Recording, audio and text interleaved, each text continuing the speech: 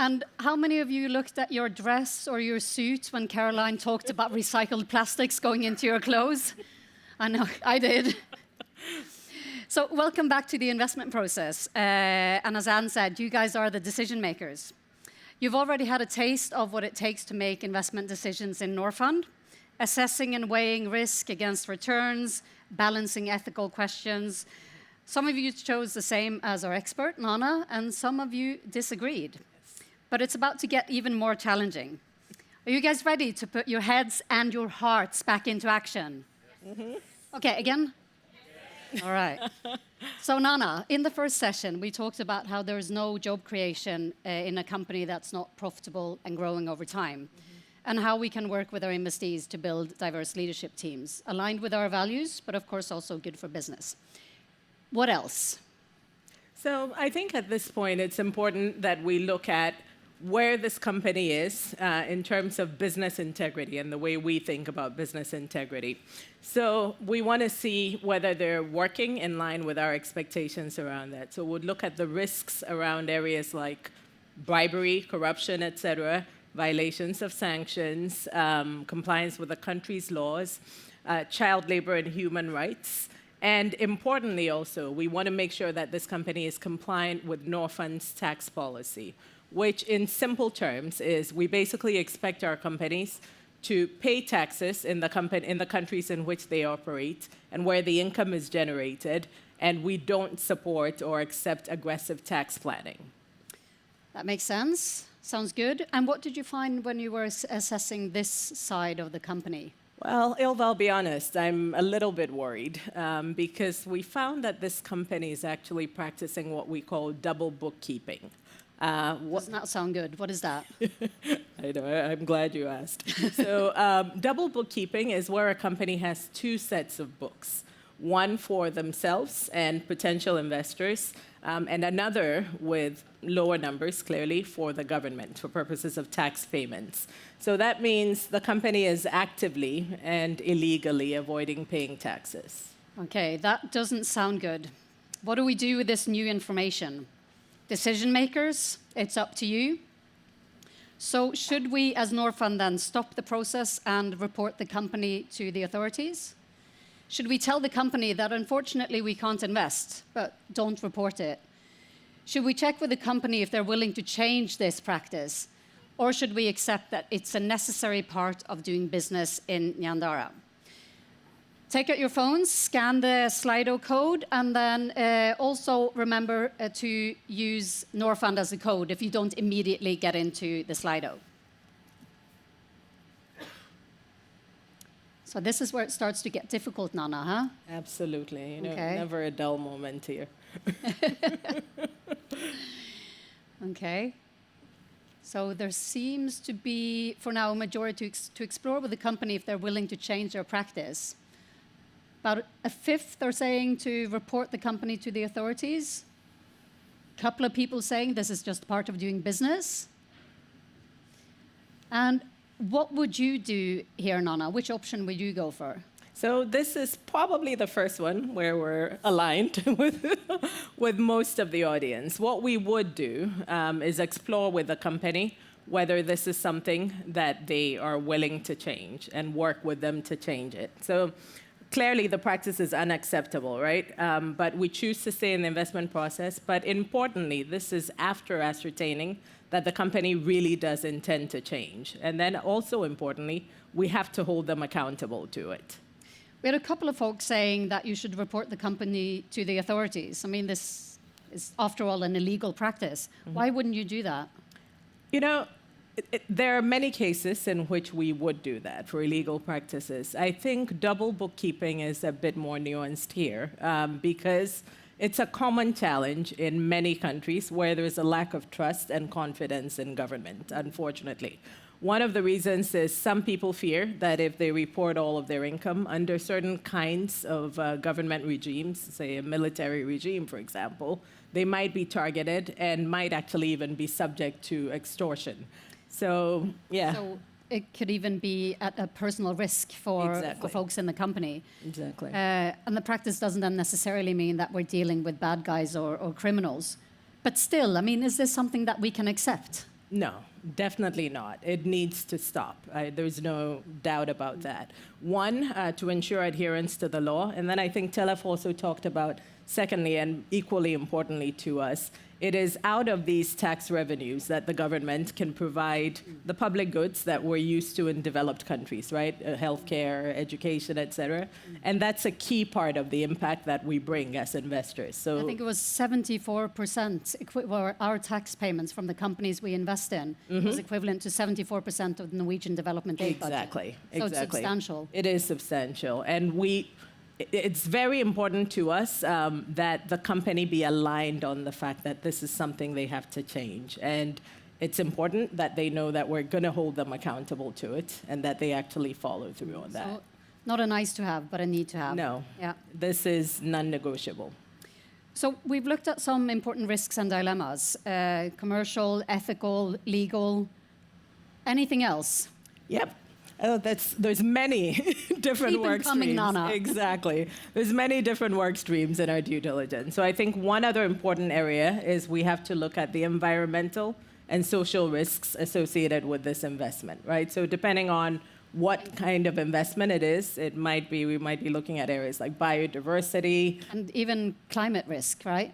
And I think we have some examples of the climate risk. Indeed. And if we can get those up on the slide, that'd be great.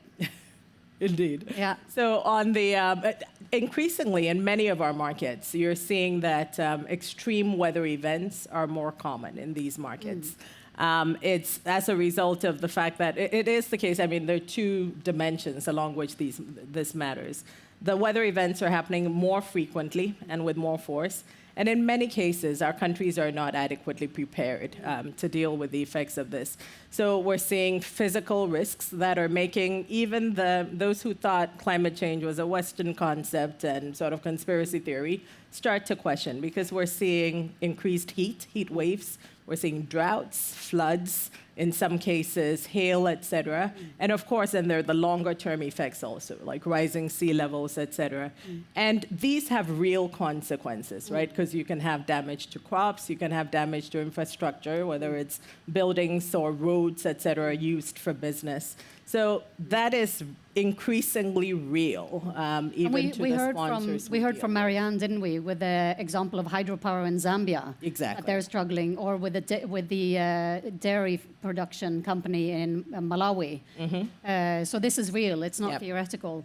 But what about for Agrio? What kind of risks are they looking at more specifically? So you remember, Ylva, that the smallholder farmers here are going to be the source now of the sunflower seeds that the company uses in the solvent extraction plant. The region where they're based, where many of the farms are, is already experiencing flooding, right, after heavy rainfalls. Again, an example of what we're talking about here.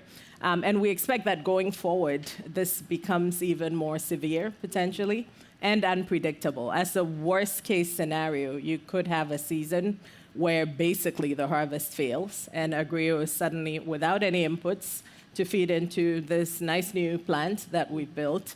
Of course, this then would be devastating, not just for the company and its employees, but also the farmers. And for us as investors. Exactly. Yeah. And today, unfortunately, it doesn't seem like the company is really dealing with this. They don't seem to have a clear grasp of it and no real plan to address it. So that's of some concern to us. That is, it sounds like a risk that could potentially damage the whole project and also the impact that we're hoping to contribute to. Decision makers, we need your help on this one. What should we do when we're faced with this kind of a risk? Should we accept the risk? We're set up to take more risks than others. Should we require that the farmers build flood protection to, like dikes, for example, to protect the crops? Should we suggest to Agrio that they can map out the risks and develop a plan on how to deal with them? Or should we offer to finance the flood protection over Norfund's budgets? Get up your phones and make your call. All right, so here we have a pretty unified set of decision makers. Yeah. And none of you would accept the risk. And a couple of you would require the farmers to do something. But most of you, the vast majority, they'd say to Agrio, you guys need to map the risks and develop a plan to reduce them. What about you, Naana? These guys are getting good at this. They could replace us, right? It's I think they're getting increasingly better. I mean, first session, you guys were not really on target, but I think they're catching on. Absolutely, because we would pick alternative 3. We'd ask Agrio to understand and map out the risks and address the risks around the flooding. We see, I mean, we've talked about this, we see more and more climate-related risks in our investments, and although we're set up to take more risk than other investors, this risk also must be mitigated. And the reality is, as a minority investor, it's not really our place to lead the solution on that. I think I saw alternative 4 here around the flood dikes. That's more like public infrastructure or public goods. We're set up to finance private sector companies. It wouldn't be our role to do that. So it may sound anticlimactic, but I think you guys are in sync anyway. In this case, we would ask the company to address it, map out the risks and plan for mitigation, and ideally also even with the farmers in the value chain. Great. So we have the management on board on fixing their bookkeeping, paying their taxes, and getting their head around climate risk. Are we done, or is there anything else that we need to look at? No. I think as I started to talk How long do you guys have? We're keeping them from drinks, Naana. Indeed, I know. All right, we'll do one more try. and then we'll be try to done. keep it short. I mean, I think there are a whole bunch of different areas we'd look at, but one important one is the environmental and social risks, as I started to say. So depending on what kind of project it is, we'd look at areas like biodiversity, land rights, child labor, decent wages, health and safety of workers, et cetera. So that's a whole area to explore how the company is doing when. So I know you went back to visit Agrio. What did you then find? Well, so they seem to have very little awareness, or at least less than we would like, of health and safety considerations around their workers on the factory floor and all through the value chain, really. We saw many people walking around in flip-flops, no helmets to be seen anywhere. In the factory, we saw a large oil spill on the floor, major slippage risk, etc. Right, so far from perfect. Now, what would we do with this? Decision makers, would you demand that the company stop all their operations until proper equipment and routines are in place? Would you say this is part of doing business in Nyandara? Would you stop the investment process because this is not the kind of partner we would like to do business with? Or would you accept the situation and require quick improvement? Seriously, I think they're catching on, Naana. Yeah. Do you want to do some recruiting from these guys? No, there are some potential employees here, maybe. So, accept the situation, but demand a quick improvement. Naana, what would you do? I have to agree with you guys, would go with option 4. And as you know, Ylva, we often say we don't invest in perfect companies, and we don't expect perfection on this front. And the reality is, in many of our markets, it would be an unrealistic expectation anyway. But maybe it's not accepting the situation. Maybe that's taking it too far. I agree. So in the case, we know safety standards are essential and important for employees as well as the company. In many of the countries we invest in, the reality is employment and environmental laws, rules, standards are not enforced as much as they should be, right? So within this context, what we use is an environmental and social action plan, or an ESAP, which would be a part of our investment agreement. So it's a legal requirement at that point. Well, not just nice expectations, but actually legally binding. Exactly. Okay. Now, this ESAP would take into account, on the one hand, the fact that we want quick change, as has been identified, but we also realize that a lot of this change is cultural and takes time and repetition or repeated effort. So we would factor that in, even in the timelines that would put in an agreement. But the key here is this is an area where we can make a lot of difference as an investor. It's a clear area of value add for us, as long as we have an aligned partner who does want to improve on that front. I mean, if we were to expect perfection, we wouldn't have anything to invest in. Indeed. And I mean, this is something that you and I have both seen in practice. The flip-flops, the lack of helmets, the machetes on the factory floor. And then we came back a couple of years later after we'd invested, and it looked very, very different. Yes, we can and do drive change in this regard. And what if these are all just good intentions and we see no real change? What do you do then? So the good thing here is that our investment agreement actually addresses that also. So we have contractual provisions for what happens if they're not compliant on this front, right? So if it becomes clear that the company does not intend to change, that they basically said so they would get our investment, we actually have an out, right? Typically, in the most extreme case, we would have the right to divest at that point.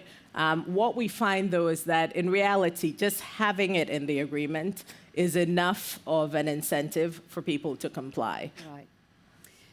This has been quite a journey. We've had about half an hour together with you to do what we in Norfund would normally spend half a year, maybe even longer doing. It's longer. Yeah. And hopefully you've had some insight into the challenges and dilemmas that we face.